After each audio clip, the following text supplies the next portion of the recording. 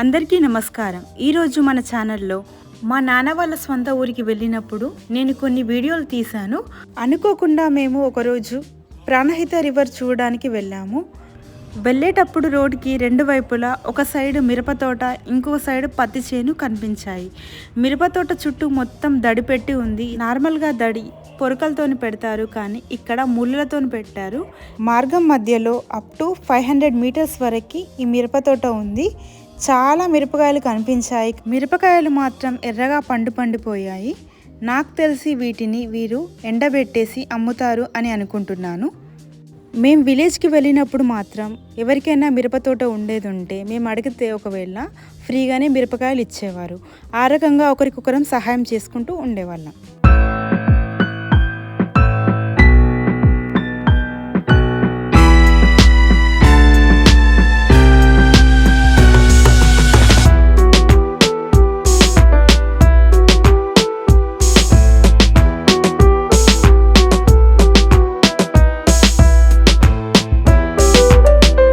మేము వెళ్ళిన టైంలో పత్తి చేనులు మొత్తం ఖాళీగా ఉన్నాయి. పత్తి ఏమీ కనిపించలేదు, ఓన్లీ చెట్లు మాత్రమే కనిపించాయి. అక్కడ ఒక్కొక్క చెట్టుకి కొంచెం కొంచెం పత్తి మాత్రం కనిపించింది. నాకు తెలిసి మేము అప్పుడు వెళ్ళినప్పుడు మొత్తం పత్తి తెంపినట్టున్నారు. ఇంకా కొంచెం ముందుకు వెళ్దామని చెప్పేసి వెళ్తూ ఉన్నాము. ఇక్కడ చూడండి, పత్తి చేనులో పత్తి ఎంత కనిపిస్తుందో. ఇంకా పత్తిని తెంపనట్టున్నారు. ఇంకా మనం ముందుకు వెళ్తూ ఉందాం. ఇక్కడ ఇంకేమేమి చెట్లు ఉన్నాయో చూద్దాం. వీటిని పాలసముద్రం చెట్లు అని అంటారు. ఇవి విషపూరితమైనవి. కొన్ని చేనులలో కనిపిస్తూ ఉంటాయి. ఇవి ఎప్పుడైనా మీరు ముట్టేది ఉంటే చేతులు కడుక్కోండి. ఇది రేగుపండు చెట్టు. ఇందులో 2 రకాల రేగుపండ్లు ఉంటాయి, తియ్యటివి, పుల్లటివి. చిన్నప్పుడు మా ఇంటి వెనుక ఒక రేగి చెట్టు ఉండేది. వాటికి చిన్న చిన్న రేగి పండ్లు కాస్తూ ఉండేవి. మేము విలేజ్కి వెళ్ళిన ప్రతిసారి రేగి పండ్లు తెంపుకొని తినేవాళ్ళం. ఇప్పుడు మనం తిందామన్నా కానీ మనకి ఎక్కడా దొరకట్లేదు రేగి పండ్లు.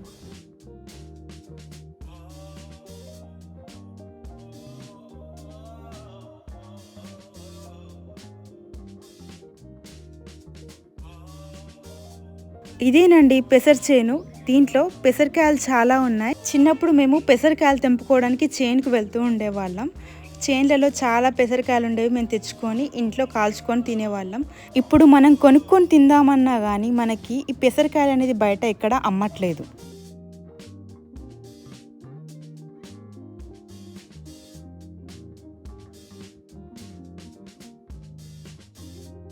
ఇది మొక్కజొన్న చేను. చిన్న చిన్న మొక్కజొన్న కంకులు కాసినాయి, కానీ మేము ఓన్లీ ఏంటంటే చూడడానికి మాత్రమే వెళ్ళాము. ప్రాణహిత రివర్ ఇక వస్తుంది అన్న ఒక 200 మీటర్స్ దూరంలో మాకు ఈ మిరప తోటలు కనిపించాయి. ఇక్కడనైతే చాలా రెడ్గా కనిపించాయి మిరపకాయలు.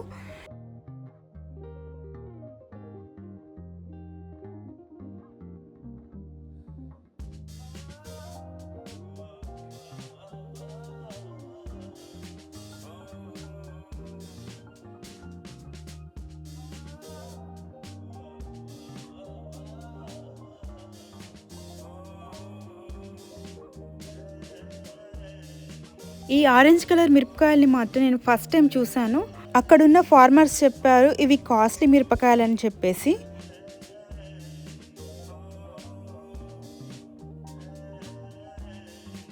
ఇదేనండి ప్రాణహిత రివర్. చూడడానికి మాత్రం చాలా బాగుంది ఈ లొకేషన్.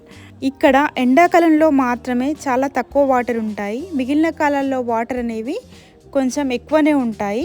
ఈ ప్రాణహిత రివర్ దాటిన తర్వాత మనకి మహారాష్ట్ర బార్డర్ వస్తుంది. నేను చిన్నతనంలో ఒకసారి ఈ రివర్ దాటేసి మేము వెళ్ళాము. అటు సైడ్ వెళ్ళేది ఉంటే మాకు మహారాష్ట్ర సిగ్నల్స్ వచ్చాయి. ఈ లొకేషన్ కూడా మాకు చాలా బాగా నచ్చింది. కొన్నిసార్లు మాత్రం పడవలు కూడా ఉంటాయి, కానీ మేము వచ్చిన టైంకి పడవలు ఏమీ లేవు.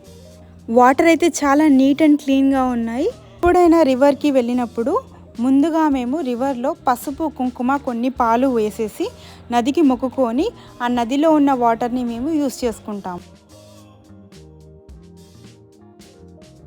చిన్నప్పుడు మేము వెళ్ళినప్పుడు చెలిమెల తోడి దాంట్లో ఉన్న వాటర్ని కూడా మేము తాగేవాళ్ళం. అవి మాత్రం స్వచ్ఛంగా ఉండేవి. ఇప్పుడు మేము చెలిమలు తోడుకొని నీళ్ళు తాగుదామన్నా కానీ అంత ప్యూరిటీ వాటర్ రావట్లేదు, ఎందుకంటే నదులు మొత్తం కలుషితం అయిపోయాయి.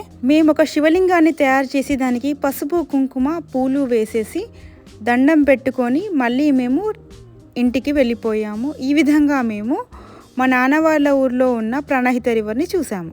Thanks for watching this video.